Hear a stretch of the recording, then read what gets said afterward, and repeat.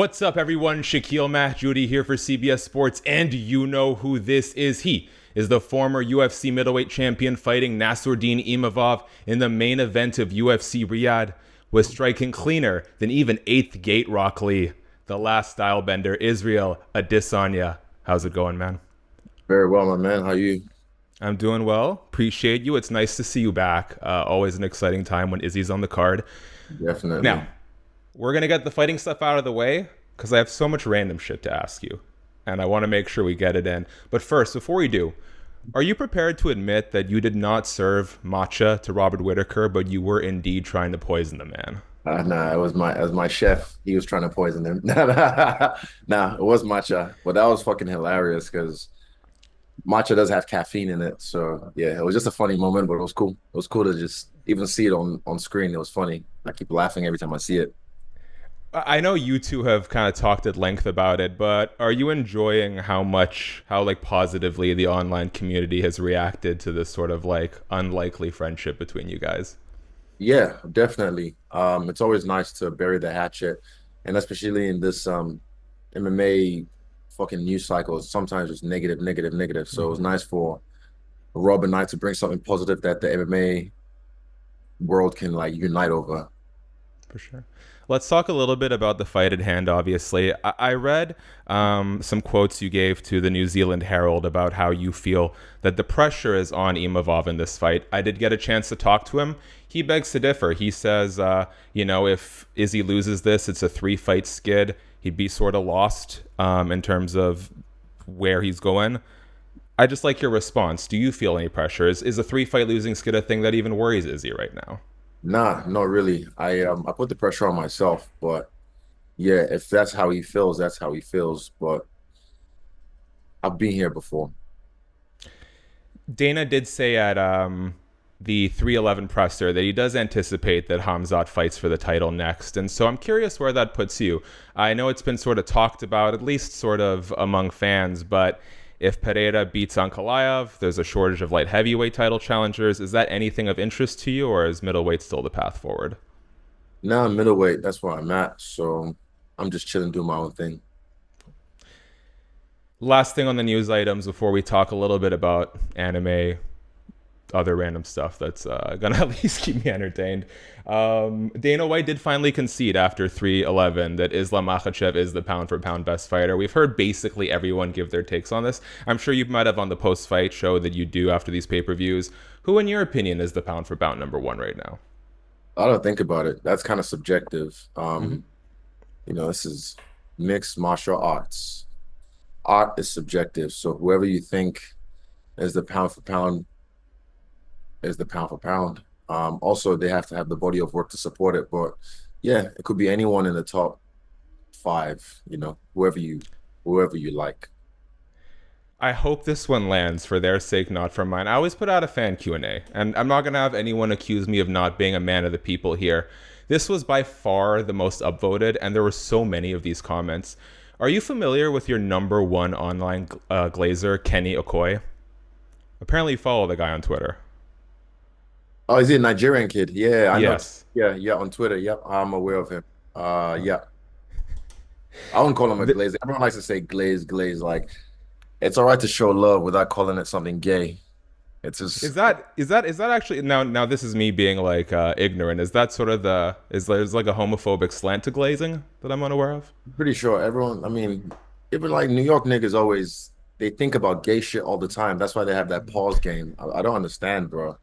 I'm not thinking about gay shit that much, and the whole MMA world still sometimes thinks I'm gay. But anyone who plays the pause game or uses glaze, no homo, sus, it's like, why are you thinking about gay shit? Like, fucking, just be gay. I'm not that worried about whether I look gay or not, as we've Okay. established over the years. Yeah, just fucking show love, man. Who cares? Like, a man can't show love for another man's work without, oh, you glazing, bro. Okay. It's all Well, right to shout out show. to yeah. And shout out to Kenny for showing love. Kenny, Shout out I to better be on your MMA YouTubers 2025 award cycle now because I did you this solid, my I man. will say I did see his reaction to my last fight, and that definitely was one of the ones that made me be a fan of him because he was fully invested, and I respect that and I appreciate that. So yeah, shout out Kenny. I'm always like legitimately surprised by how in tune you are with like not just social media but niche social media considering your reach. Like I imagine it I would think it would be hard for like things to get through to your sphere a little bit at this stage, but you seem very like in tune with what's going on. Miss a lot. I miss a lot of things, but then I have my brother or my dad who will just send me links sometimes. And yeah, it's the internet. The internet makes the world a small place, but you choose to acknowledge what you want and ignore what you want. I saw this Instagram you posted. It was about like 12 slides, and I was going through each of them. I think maybe a few weeks or a few months ago, and there was this one sort of like rant you were you're just sort of prosing on like there's so much I want to talk about, but I don't know if I want to keep it separate to MMA. You should get a burner, is what you should do if you don't have one. But I am That- curious, since you my proposed original it. IG is my IG. I never had anyone run my IG for me, so just because I'm famous now doesn't mean I'm gonna get. But I mean, even yeah, I got sometimes it's just you if you let people into your house, especially in this world when it comes to Mhm. fame, when it's time to leave, they're not gonna leave. If you like you walk them in, they're like, when it's time to leave, they're like, oh nah, we're not leaving. They just fucking squatters' rights. So some things I want to share about my life for my real fans, guys like Kenny, because I know they'll enjoy it. Um, I want to, but at the same time, I'm like, nah, it's not really no one's business. So I keep my own business and I mind it myself. So I was going to ask, to the degree that I guess it makes sense in this forum, because I know you want to keep it separate. Sorry, Is this is there a question that you wish people would a ask you question. more? Say it again. Is there a question you wish people would ask you more? Nope. Nope. You guys just stick to the MMA stuff. Apart from that, yeah, stick to work and I'll keep my personal life personal. Sounds good. But I love talking about anything but MMA when I do this every single day. So I would like to end on some anime rapid fire if that's cool with you. Give me three of them.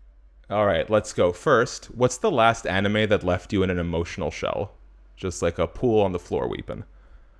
Nah, I've never been that way. But when fucking Guy Sensei became Eight Gates, that was one that I think that last time I shed a tear was Guy opening the eighth gate because it had episodes talking about his life leading up to it, and then he had the ooh, that was crazy. I like that you were able to tie this back to the intro too. What would you say is the best anime to introduce to a newcomer? Depends what they're into. If they're someone who likes psychological shit, I'd say Death Note. Uh, for the hands, for fighting, actually, Avatar. I think Avatar is a good Mm. one for anyone to watch because there's so many gems you pick and you just can adapt into your own life. I was rewatching it like a year ago, and I was so surprised by how like I mean, progressive and mature some of those two themes were. weeks or two Let's years end. ago we watched it. Yeah. Then let's end on this one actually. Uh, Avatar live action. Hmm. Watch or pass. I watched it. I liked it. Again, it was better than the M Night Shyamalan edition, but it's hard to put what four books into one season or like a whole series. But it was good. This last one on Netflix was well done, so I really appreciated it. Good job, guys. Season two, I'm sure coming. Gotta get Izzy in there at some point. I feel like it's a natural fit. Has Cameos for one day. That'll happen. Okay, good. I hope to hear it. The Izzy, I want to animation. leave I'll be a voiceover in the animation. Definitely. prediction or like legit possibility. Oh no, I'm just saying prediction, and also it's a legit possibility. Okay, I hope so. I think it only makes sense. Izzy, I want to let you have the last word. So for me, subscribe, tap the bell, thumbs up. You guys know the drill. Izzy, if there's anything you want to tell your fans, you have many platforms to do so. But here's another chance, my man. Be kind. It costs $0.